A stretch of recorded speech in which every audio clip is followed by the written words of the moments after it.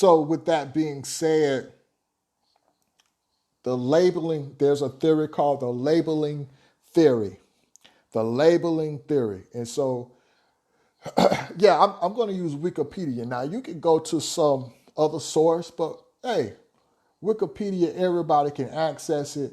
Everybody can, do their own study on it and validate what's good and not validate what they find errors in, right? Or however that go. But let's check it out, family. This is a theory that you need to be very familiar with.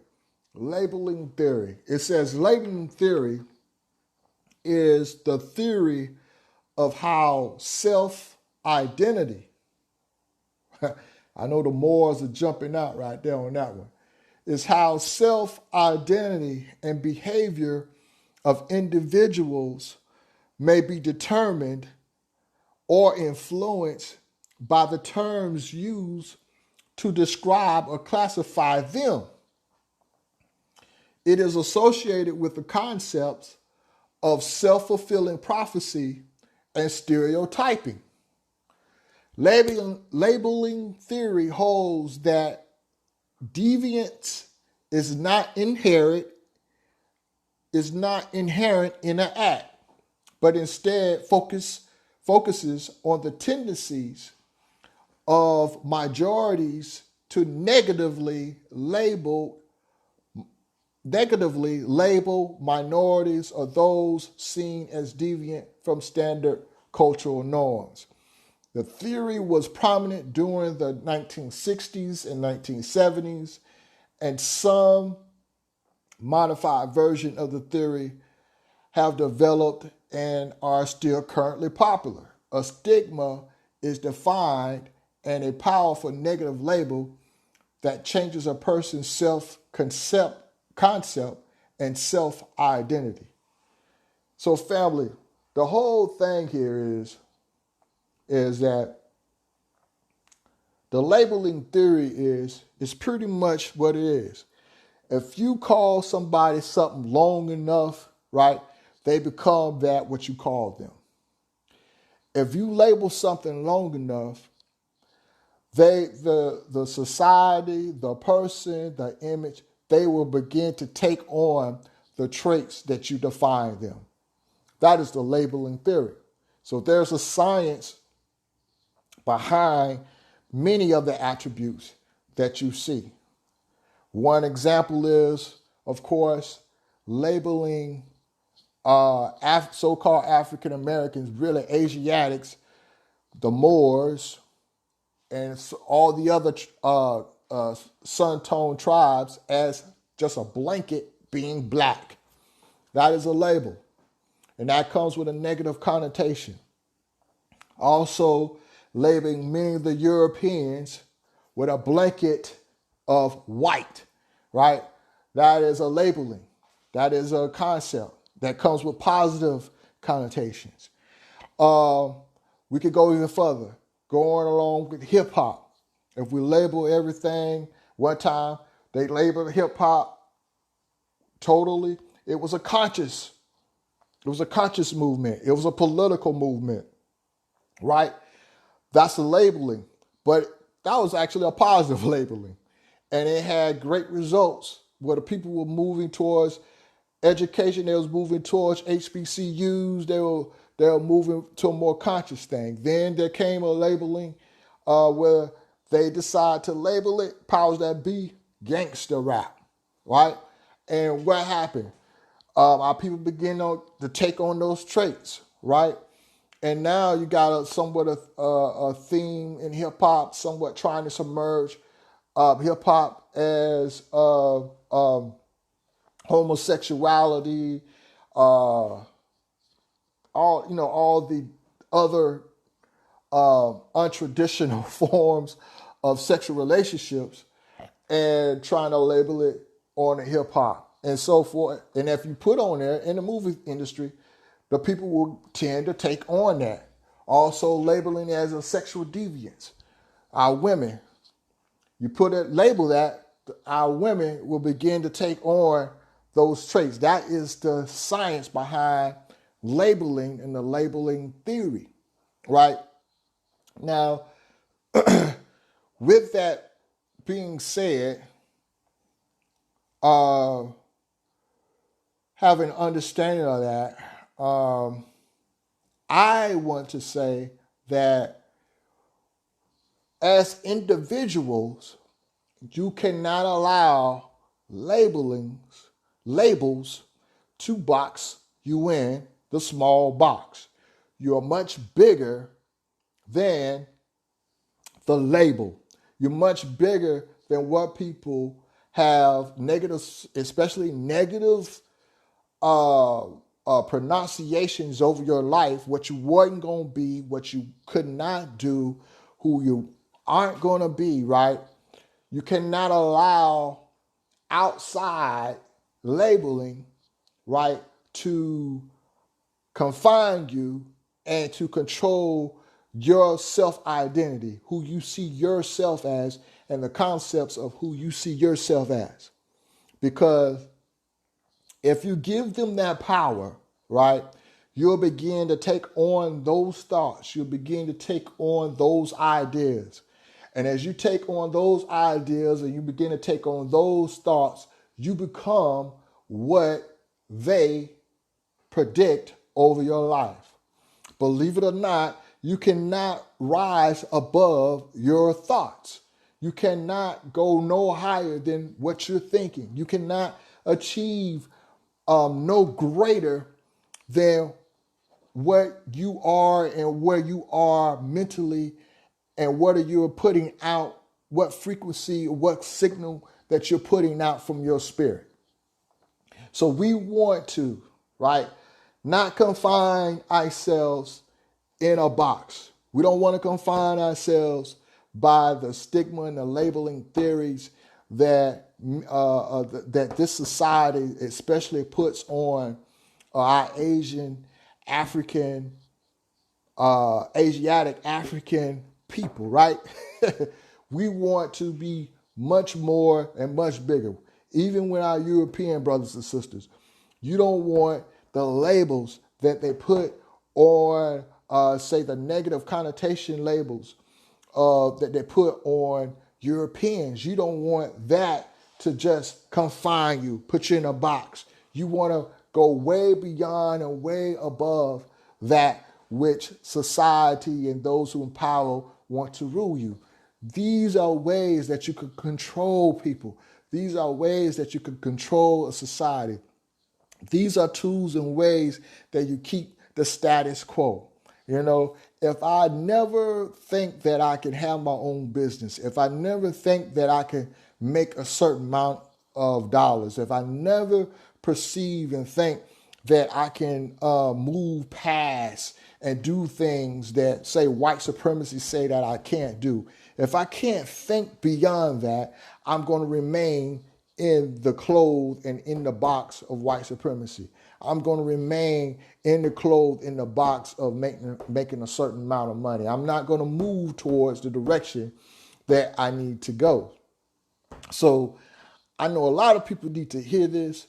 I wish the whole world could hear what I'm saying, because the labeling theory, it impacts everything that we do over here in the West, because we are constantly bombarded by what you call social proofing.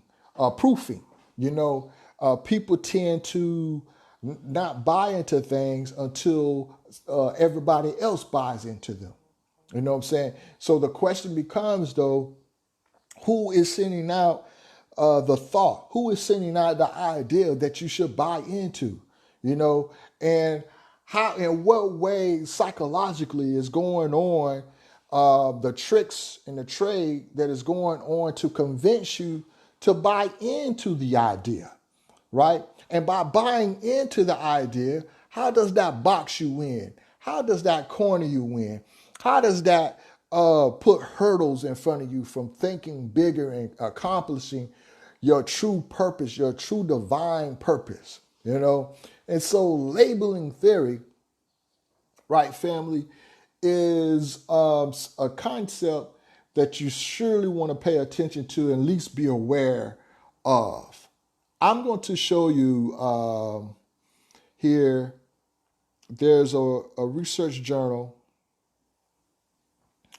that somewhat talks about this academic article. The academic article is called White Collar Crime. White Collar Crime. Right? Let me find where I want to go. Now, this is by, let's see, white collar, as in you call somebody, CALLER, crime, racialized police communication and existing while black. This is by Chan Tove, Namara. And the whole idea is that some folks know how to use the police as a way of retaliation against so-called black folks simply because of the labeling theory behind it. Because so-called black folks tend to be criminalized without beyond just the appearance of a black man or a black woman. The labeling theory automatically says that they are criminals, that they steal, that they are untrustworthy. And so by having that societal labeling, folks use the police to take advantage of that theory, or take advantage for themselves in retaliation to the folks, even though they just could be walking the dog because they actually live out in the neighborhood. Or they could just be in the store, just window shopping and nothing going on but being accused of stealing or shoplifting. And so this brother here, he kind of went into a lot of that is going on due to the labeling theory, right? And how that could be succumbed is by educating our people of what's going on, is that why that is happening at a great number is because of the how so-called black folks are criminalized by labeling, right?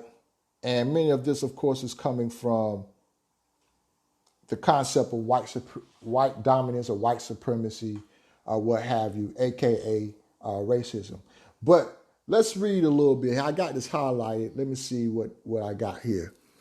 A 2017 study of the private neighborhood message board of predominantly white community in Austin, Texas found similarly investigating posts involving claims of suspicious persons. In the area, the office found that residents contacted the police and 60% of the incidents were reported involving black strangers, but only in 10% of the incidents is when they involved strangers who were white. More directly, in October 2018 poll, 28% of blacks reported previously having had the police called on them because of their race or ethnicity, compared to 4% of whites respondents. In another question, 28% of blacks indicated they had been previously reported to police when they were doing nothing wrong. What I got here, for the first time empirical evidence, that means actual phenomena, has confirmed what the black community long knew to be true.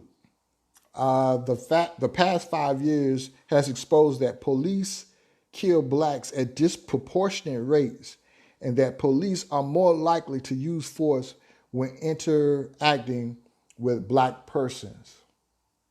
And that is saying a lot of that is because of the again, the labeling, right? The criminalization of so-called black folks, which you come to the scene with a preconceived notion that so-called black folks are guilty, right?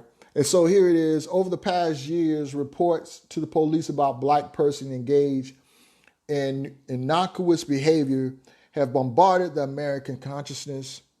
What do we make of them? And equally important, what are the consequences of such reports?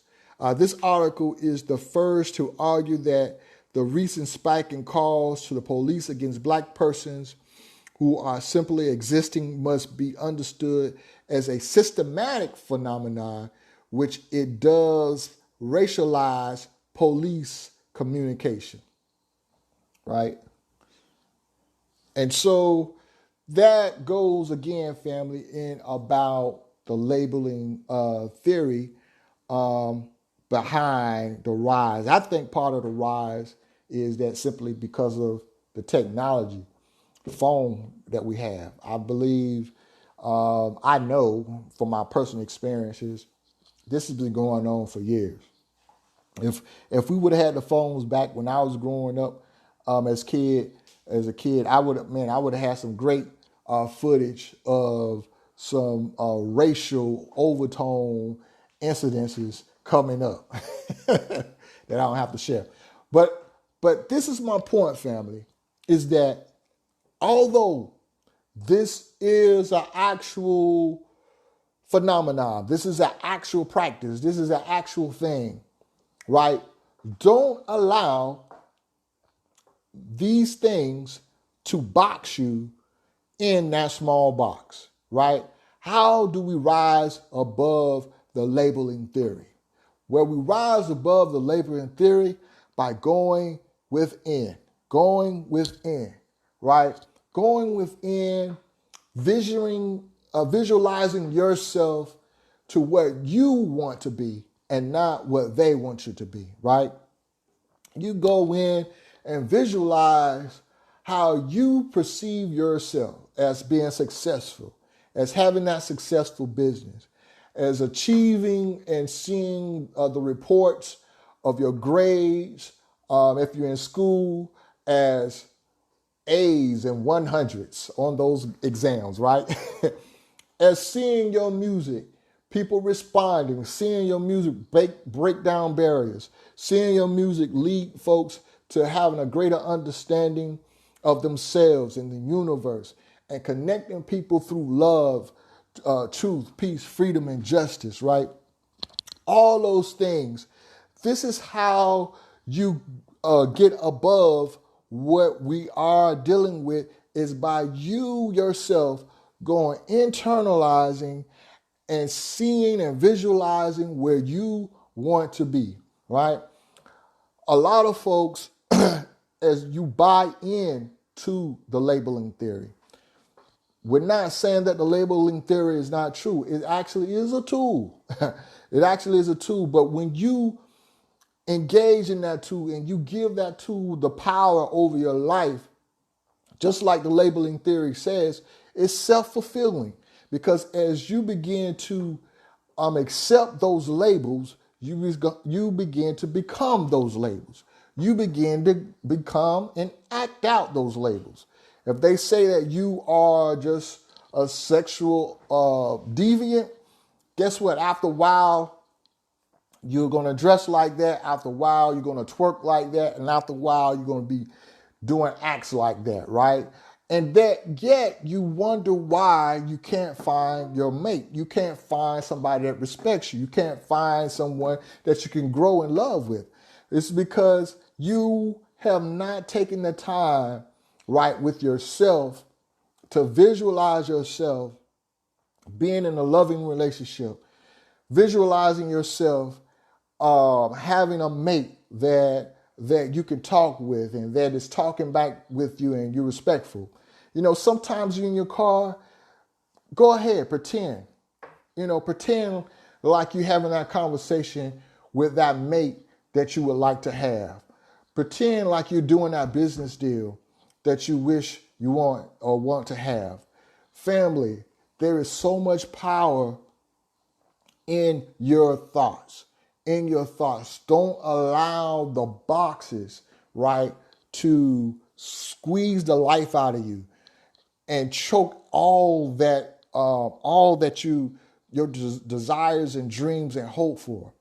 Yes, we acknowledge them, right? Yes, we acknowledge the boxes. Yes, we acknowledge that there is labeling theory going on. You can see it all around you. But that doesn't mean it has to be for you. That doesn't mean it has to be for you, young man, you, young woman, you, older man, you, older woman, you, young child, you, whoever you are, right? That doesn't mean it has to be for you. You have to understand that you have the power.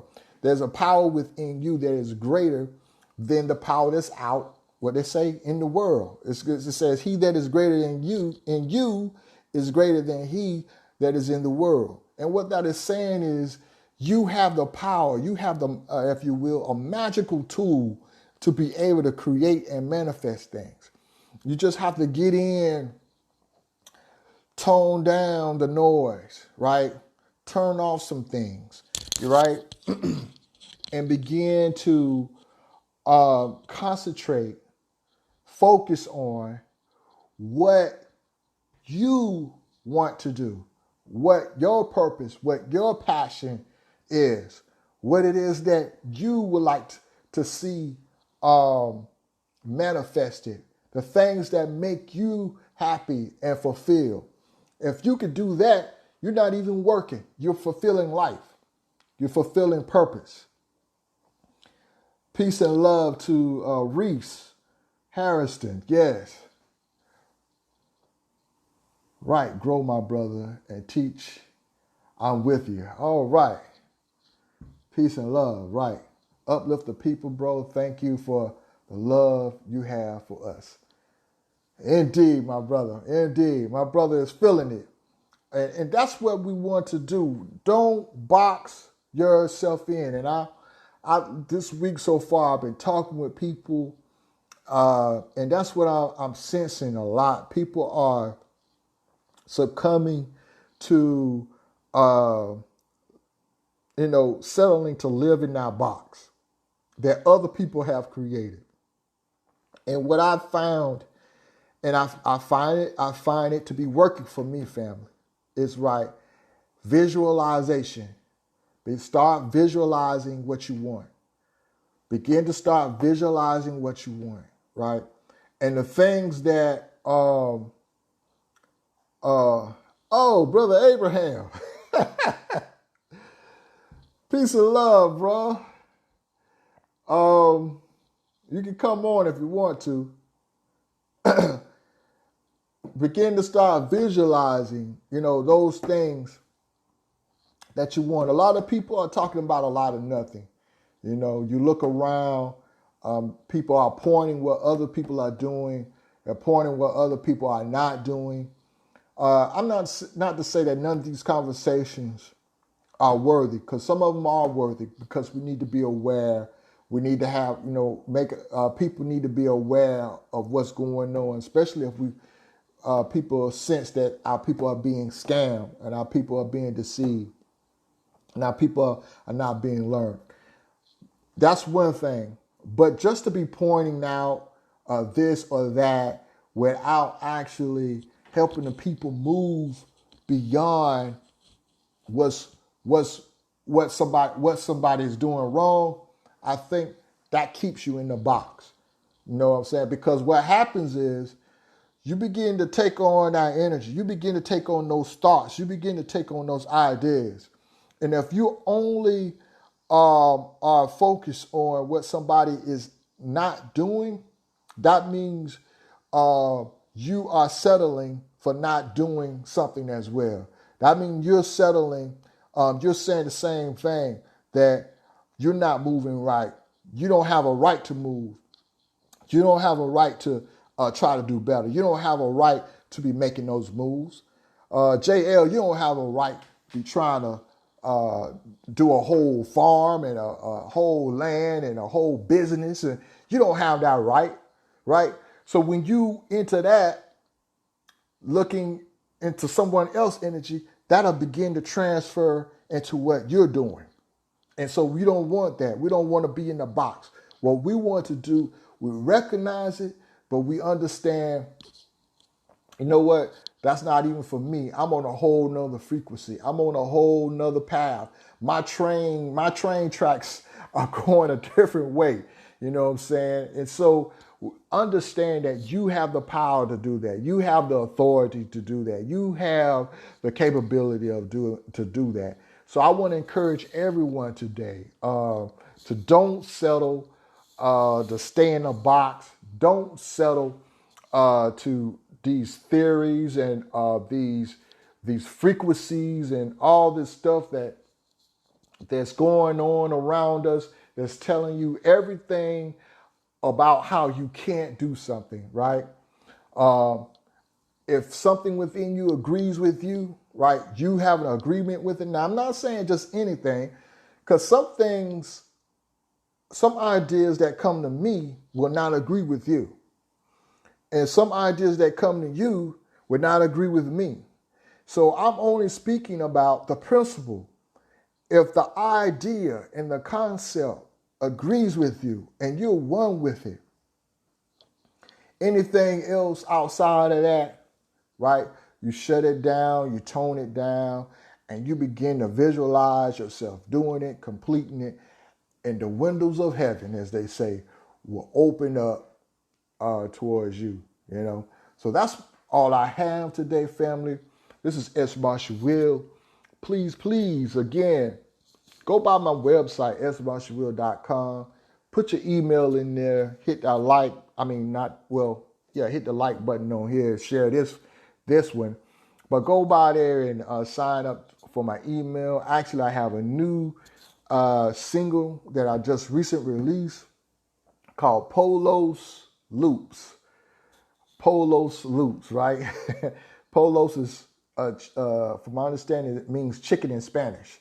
But you got to hear the record. It's an instrumental out. It's on all platforms. Go to S. Marshall Will, even on YouTube and on my website, and you can check out that record. I'm currently working on Arts and Crafted, which is it's going to be a crazy instrumental album. I think going to be one of the best album I have made up to date. I'm looking so forward to sharing that with everyone. So peace and love to you guys. I thank you for your support.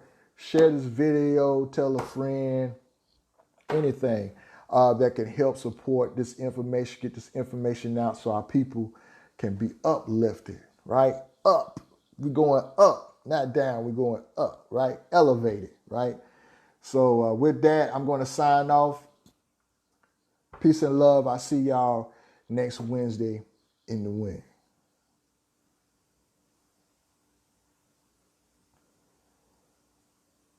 Yeah, Brother Reese, yeah.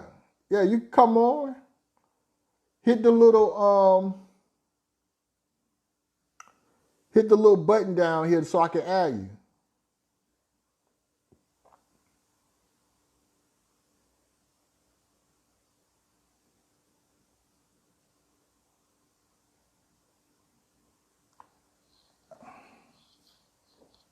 We'll see. All right, peace and love, family.